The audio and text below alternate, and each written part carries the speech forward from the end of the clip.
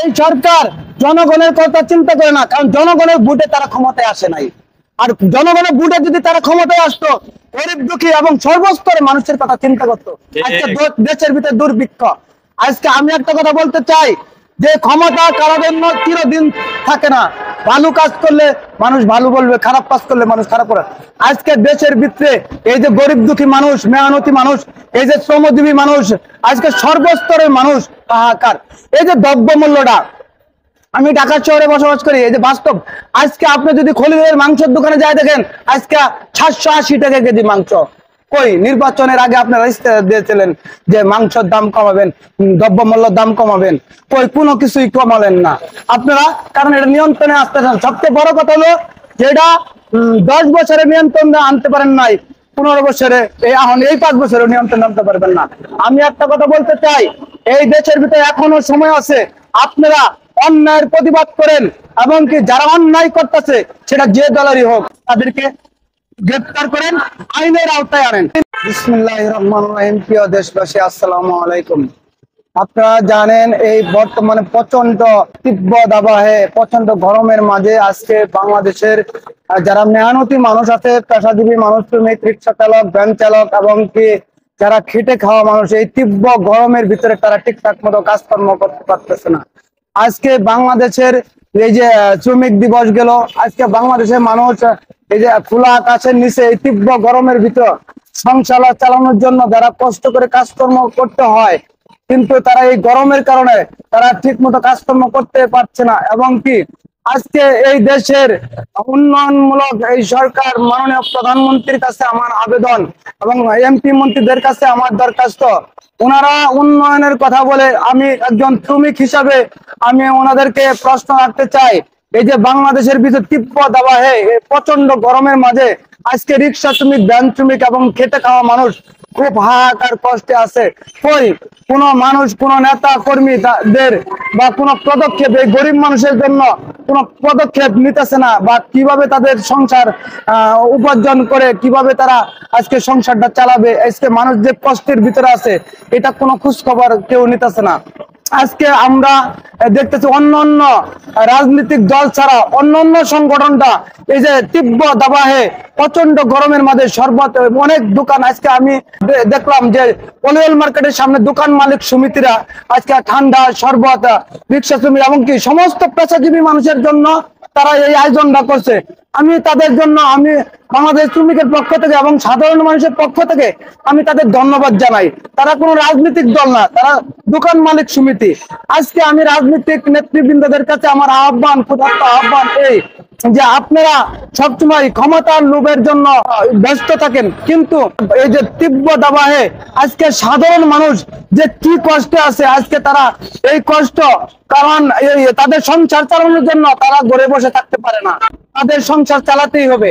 এই যে এই তীব্র দাবদাহে হিট অফিসার বুশরা যে বার্তা দিয়েছে, আমি এই বার্তার আগেও বলেছি, এখনো বলি যে আজকে বাংলাদেশের শ্রমিকরা আজকে অনেক কষ্টে আছে, অনেক কষ্টে। এই শ্রমিকদের আপনারা যারা সরকারি কর্মকর্তা এবং কি দেশ যারা চালাইতেছেন, আমি তাদের কাছে একটা আবেদন জানাবো, এই দেশটা শ্রমিকের কামের বিনিময়ে অর্জিত এই দেশটা, তাদের এই দেশের জন্য অনেক শ্রম আছে।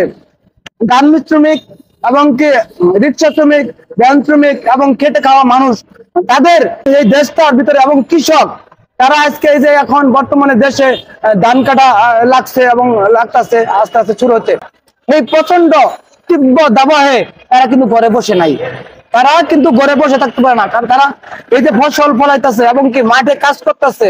আমি মনে করি এই যে সরকারের এদের কোনো পদক্ষেপ নাই। আজকে ঢাকা শহরে খোলা আকাশের নিচে যারা পরিশ্রম করতেছে, আমি রাজনৈতিক নেতৃত্বদেরকে বলবো, আপনারা শুধু ক্ষমতার লোভের লগা দৌড়াদৌড়ি পারেন না, মানুষের সেবায় এগিয়ে আছেন। এবং যারা রাজনীতি করে না, অন্য অনেক সংগঠন আছে ঢাকা শহরে শরবত এবং কি পানি বিতরণ করতেছে, ওই আপনাদের দলের লোকেরা, ওই আমরা দেখতেছি না, এই যে ফকিরাপুল পল্টনে আজকে বিএনপি পার্টি অফিসের সামনে যে পানি বিতরণ করলো এবং কি পানির খাওয়ার জন্য জিয়া মঞ্চ যে সর্বসাধারণের জন্য, শুধু রিক্সা শ্রমিক না, পথচারী থেকে শুরু করে সব মানুষের জন্য এই যে জিয়া মঞ্চ পানির ব্যবস্থাটা করছে, এবং কি বাড্ডাতে বিভিন্ন এলাকায় বিভিন্ন রাস্তাঘাটে এই যে বিএনপি তারা ক্ষমতায় নাই, তারপরেও তারা যে উদ্যোগটা নিছে, আমি মনে করি বিএনপির চাইতে আওয়ামী লীগের আরো দায়িত্ব বেশি, তারা ক্ষমতায় আছে কিন্তু ওই কোন গরিব মানুষের মাঝে কোনো ত্রাণ বিতরণ করতে দেখতেছি না, কোন তীব্র দাবায় কোন পদক্ষেপ নিতে দেখতেছি না। আমি তাদের কাছে একটা আবেদন করব যে আপনারা এই যে জনগণের কথা চিন্তা না করে আপনারা যে পায়তারা করতেছেন, দেশে দুর্নীতি হইতেছে, দুর্নীতির কোনো খোঁজ খবর রাখতেছে না। আজকে যদি সাধারণ একটা রিক্সা চালক যদি একটা অপরাধ করে 5 মিনিটের মধ্যে পুলিশ এসে অ্যারেস্ট করে নিয়ে যায়, আজকে ফরিদপুরে 2 জন শ্রমিককে পিটিয়ে হত্যা করা হলো, কই তাদের অপরাধের ভিত্তিতে গ্রেপ্তার করা হলো না, বরঞ্চ পরবর্তীতে তারা মানববন্ধন করলো শ্রমিকের হত্যার প্রতিবাদে, সেখানে পুলিশের লাঠিচার্জ। আজকে আমি সারা বাংলাদেশের পুলিশের উদ্দেশ্যে বলতে চাই, আপনারা দেশে নীরবতা ভূমি পালন করেন, নির্দলীয় কোনো দলীয় না, যে অন্যায় করবো তার প্রতিবাদ করেন, তাহলে হলো জনগণ আপনাদের ভালোবাসবো। কারণ আজকের দেশের জনগণ খুব ক্ষুব্ধ, 95% লোক এই সরকারের বিপরীতে। কারণ কি যে তারা নেতা, তারা মন্ত্রী, তারা এমপি হবে না, তাদের কথা দেশে আইনের শাসন নেই। একজন অপরাধী দিনের পর দিন অপরাধ করে যাচ্ছে, আর একজন এই অপরাধ করে একটা অপরাধ করে যদি সাজা না হয় আরেকটা অপরাধ করতে তারা ভয় পায় না। ফরিদপুরে যে একজন হিন্দু হয়ে একজন মুসলমানকে পিটিয়ে হত্যা করো, তার চেয়ে ন্যাক্কারজনক আর কি থাকতে পারে? তার চেয়ে আমি তীব্র নিন্দা জানাই মুসলমানদের যে আজকে ভারতে মুসলমানদের উপরে আক্রমণ করে, এবং কি মসজিদে হামলা হয়েছে, মসজিদে নামাজ পড়া অবস্থায় আক্রমণ করছে, ওই তার তো কোনো প্রতিবাদ নাই। ভারতে মুসলমানদের উপরে আক্রমণ করে বাংলাদেশে এসে দাবিদারি করে। আমি বাংলাদেশের প্রতিটা মানুষকে বলতে চাই, আপনারা সচেতন হন।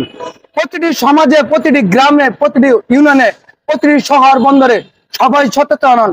অন্যায় ভাবে যেন কোনো কেউ প্রতিবাদ অন্যায় কাজ করে কেউ যেন পার না পায়।